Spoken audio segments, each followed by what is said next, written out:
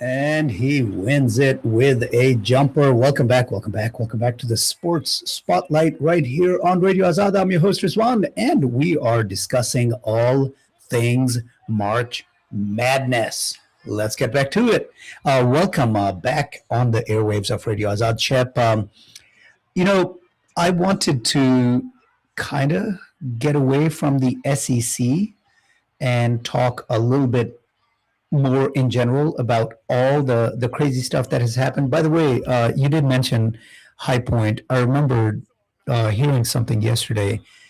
High Point has played three. I wish I could remember the stat. I don't even think it was. I think it was even less than top 25 teams. But let's just say three top 25 teams in the last 2 years, and two of those were this year. Wisconsin on Thursday, and then Arkansas. That they gave Arkansas all that they could handle. Yep. I mean, 94-88. It was a 1-point game with like a minute and a half left, 2 minutes, whatever it was. I think High Point had a lead in the last 5 or 6 minutes. I mean, it was just it's insane what they were able to do. But going back to that first game against Wisconsin, that 12-5 matchup, yeah, I think I spent maybe one brain cell on picking that. I remember talking to my daughter. I was telling you, I was advising her on how to fill the bracket in the 12-5 game. I was like, there is no way Wisconsin is losing this game. There is no way this is happening. And then it happened. Well, look, I get it. There have been times where in sport, I've just thought the same things, and I always use those moments to remind myself why I don't pick. Because as we speak, the ghost of Robin Hood is rising from Nottingham Forest. And they are defeating Tottenham Hotspur 3-0, which means nothing, I don't think, to you. But Tottenham Hotspur, a team that won the Europa League last year, is now 1 point above the relegation zone in English Premier League soccer, which is just they haven't been in the second tier of English football since before I was born. Wow. Yeah, I mean, look, and I would never put money never ever would I put money on that, even being a possibility at this point in the season, much less being not necessarily likely, but very, very, very possible. That's and that is that. You'd have to know more, I think, about the Premier League and to actually appreciate it. Yeah, for sure. Yeah, they're considered one of the big six. Okay. And the big six just don't get relegated. It's just not something that happens, and they are on the cusp of it. Wow, but that's the allure of sport, right? I mean, that's why we spend such a large portion, actually, depressingly large portion of our lives, sitting there just watching other people play. Yeah. You're watching. Yep. But so to your point, yeah, I never would have picked High Point over Wisconsin. Yeah. And that's maybe that's laziness on my part, but I'm one of those guys who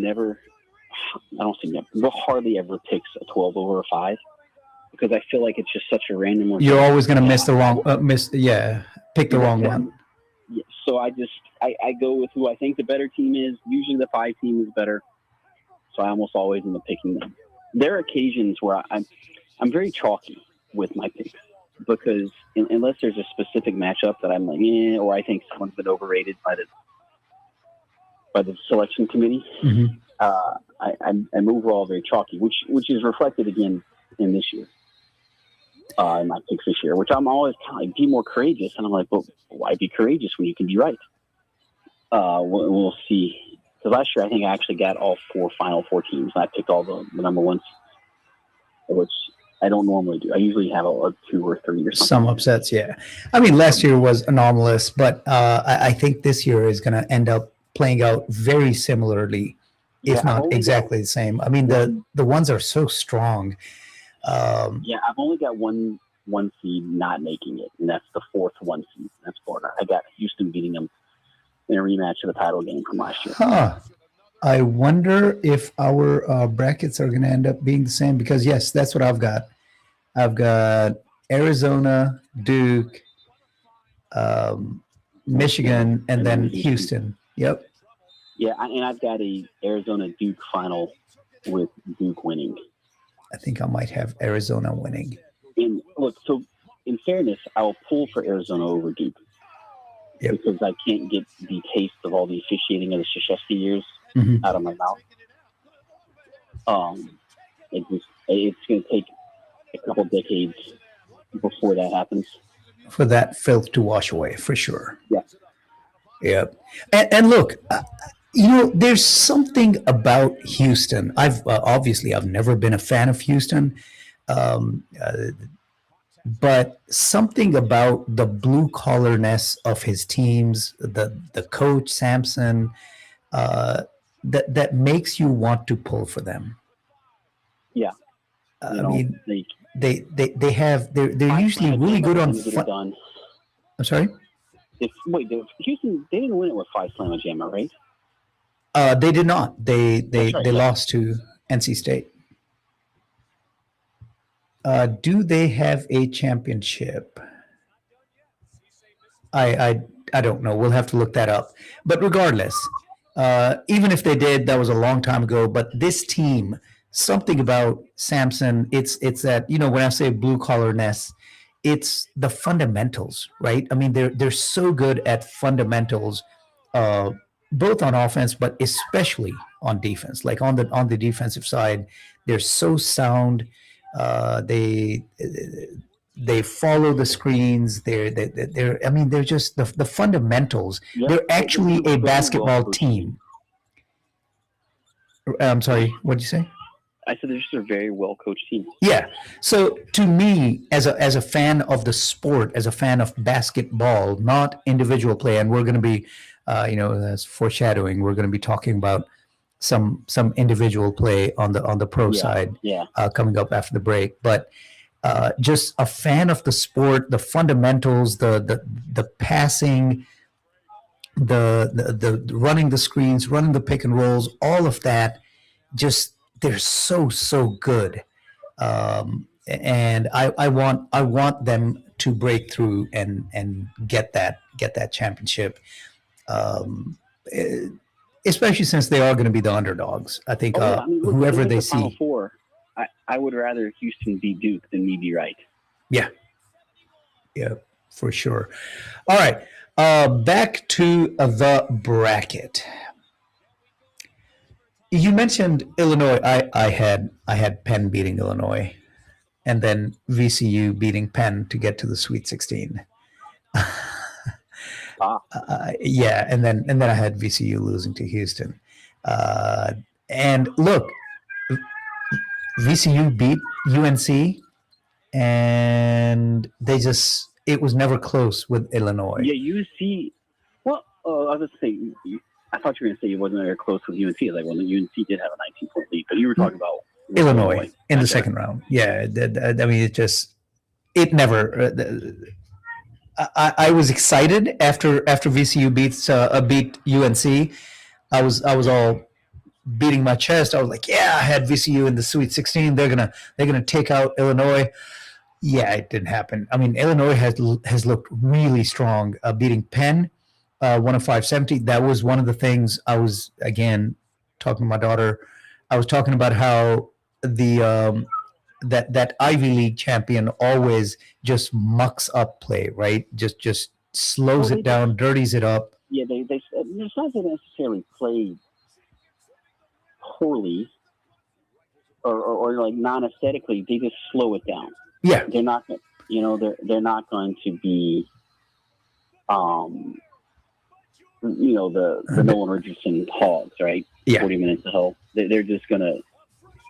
They're going to sit there, run their offense. If it takes them the last 2 seconds to get a shot off, they'll wait the last 2 seconds to get a shot off. Yep, but they could not slow down Illinois. So Illinois, are they really that good? Are they? Did I just sleep on them? Can they give Houston a fight today? Next week. Oh, sorry, next week. They're both in the, yeah. Yeah, I think they can. I mean, look, would it shock me if they won? No, but I think Houston's better. But like, yeah, they can absolutely. Like, I don't think that's going to be a 20-point blowout by Houston. But I don't think they're going to win. But but they're a 3 seed, right? Like a 3 seed losing to a 2 in the Sweet 16 is what it's supposed to be, right? Yeah, that's what you've done, right? That's the way the chalk advances. But yeah, I think they're one of the 12 best teams in the nation. I think they earned that. All right. What about Nebraska and the historic nature of what they've done in the first 2 games? Especially that, I mean, Vandy gave them all they could handle, but in the end, Nebraska pulled it off.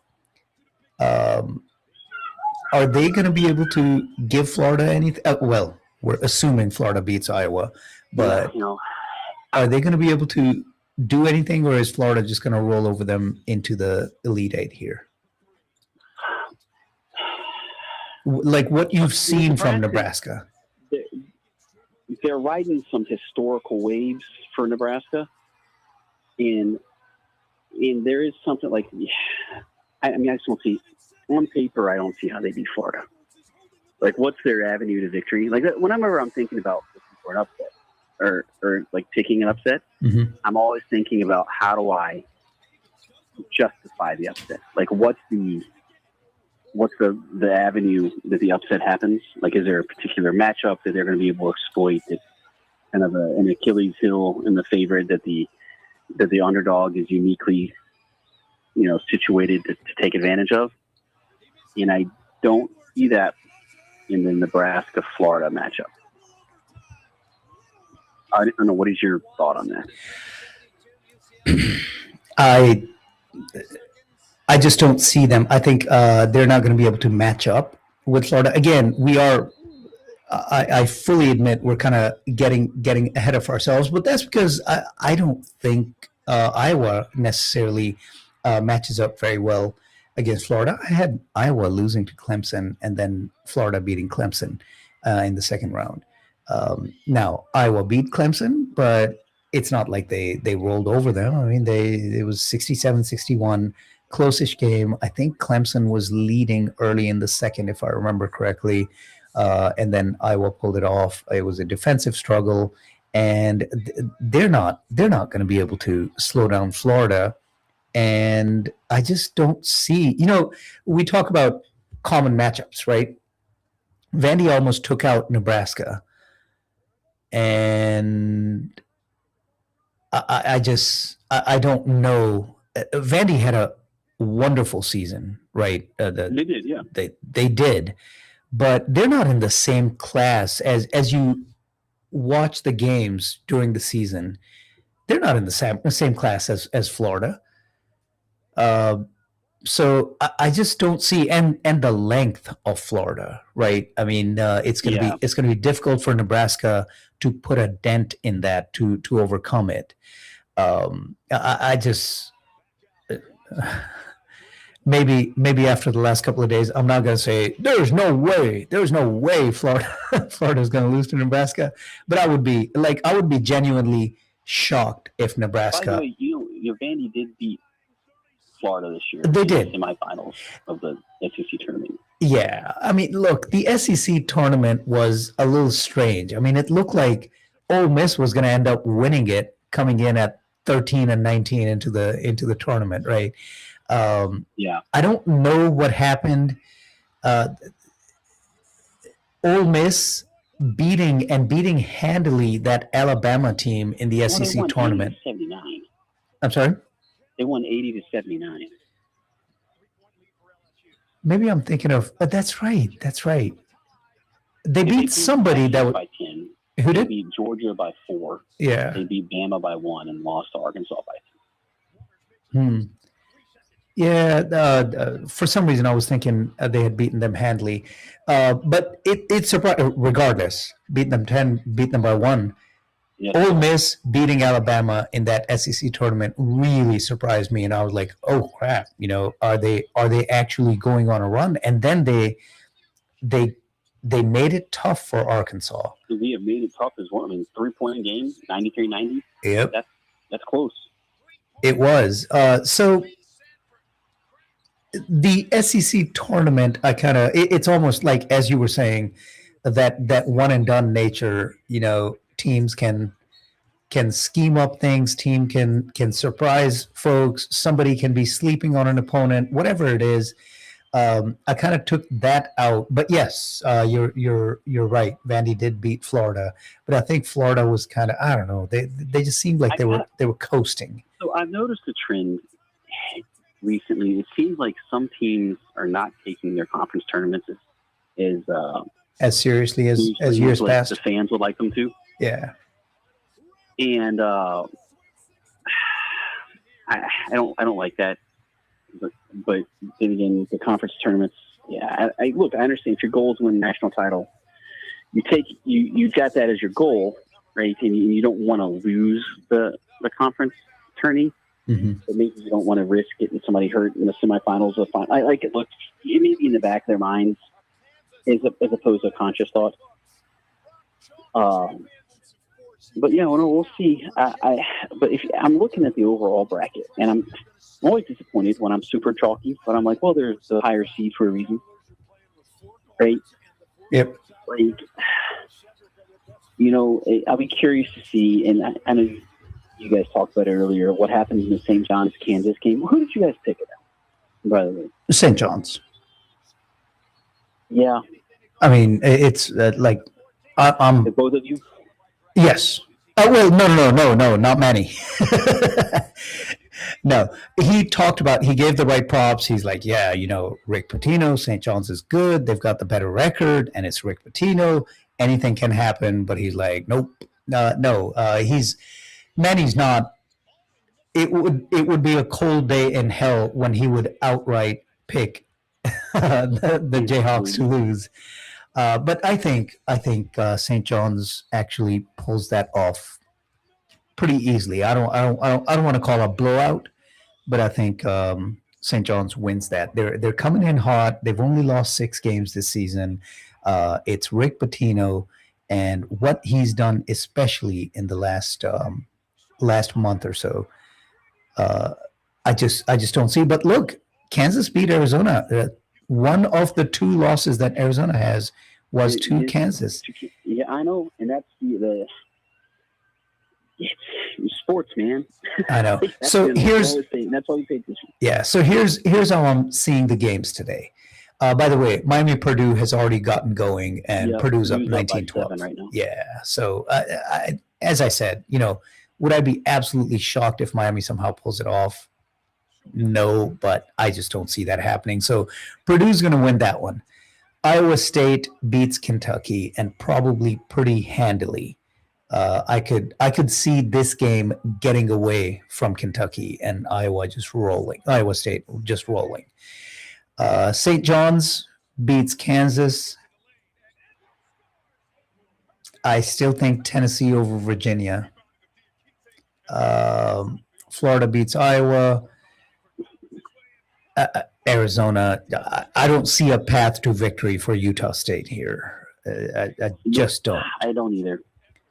The Alabama Texas Tech is a true just pick 'em for me. I think it's going to be a high scoring affair.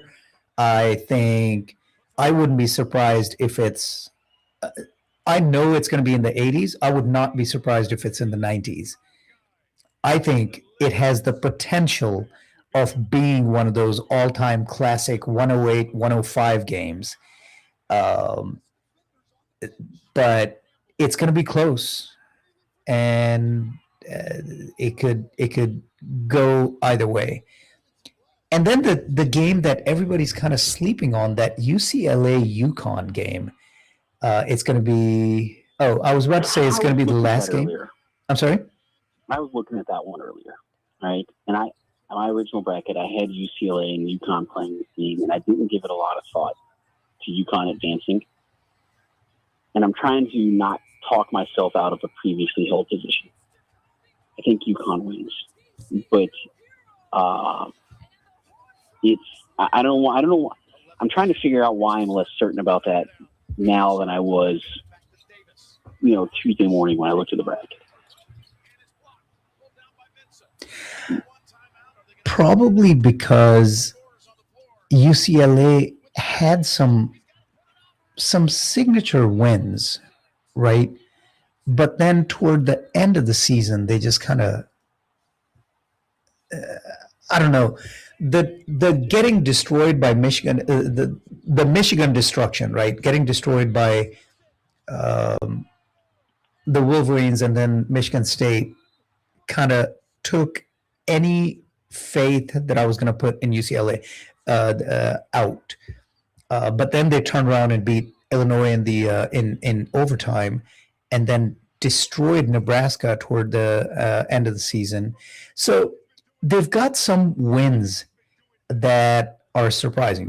Beating Illinois, beating Nebraska, beating Purdue, but then they turned around and lost to, I think, they had a bad loss. Oh, it was early in the season, but at California, right? Yeah. At California. I was like, conference opponents of UCLA. It is a conference opponent. It's early in the season. California is in the ACC now. Yep. And not the Pac-12, where they both should be. Yep. And then losing to Indiana in January. So they're just a Jekyll and Hyde team. But those signature wins that they have, those big time wins, they did in the tournament. They did turn around and beat Michigan State before losing to Purdue, and Purdue won it all. So I think UCLA could make things tough for UConn. I really think they can. I'm trying to see what my pick was. That may have been. I'm not going to see it right now. I'll have to double check. But I didn't have UConn advancing too far. I did have them getting upset somewhere along the way, and I would not be surprised if UCLA pulls it off. That's so. I actually have UConn making it all the way to the Elite Eight before losing to Duke. And I'm beginning to wonder if I've undervalued Michigan State in that process. And I'll be really wondering if, because I don't think UCLA will beat Michigan State if they play. I think UConn will, but I'm trying not to talk myself out of it. I got an Elite Eight matchup of Duke versus UConn, and Duke winning. So we'll see if I'm right. Yeah. If it even gets to that. I think UConn has had, so I mentioned, I went through UCLA's season, right? The ups and downs of the season. I think UConn has actually had a couple of worse losses. They've had some real head scratchers. Yeah. The coach is really good. He's an odd man. Yep. I don't know how else to say that. But that loss to Creighton, right? Giving up 91 to Creighton and then losing to Marquette. And Marquette, a proud program, but, this isn't their year. Sitting at 12-20, but losing to them when you need the momentum going into the conference tournament, last game of the season, losing that one, and then of course getting just absolutely demolished by St. John's. Like, all of those things made me, as I was filling out the bracket, just made me think that they weren't going to be able to make a deep run this year. So I'll have to get to my bracket in a little bit and figure out where. Actually, we've got a break coming up. I'm going to dig that out, and I'm going to find out exactly who I had. But looking at it right now, I think UCLA beats UConn tonight.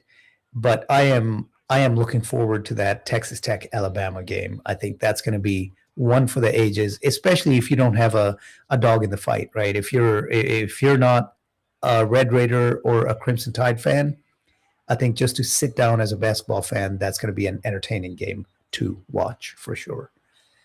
All right, let's take a break. We're going to come back, wrap this up, and then move over to the pro circuit. Talk a little bit about the professional side of things, much to my chagrin. Yes, I think that tells you what the topic of conversation is going to be. You're listening to the Sports Spotlight right here on Radio Azad. This is Radio Azad, streaming in Dallas, Fort Worth, and all around the world.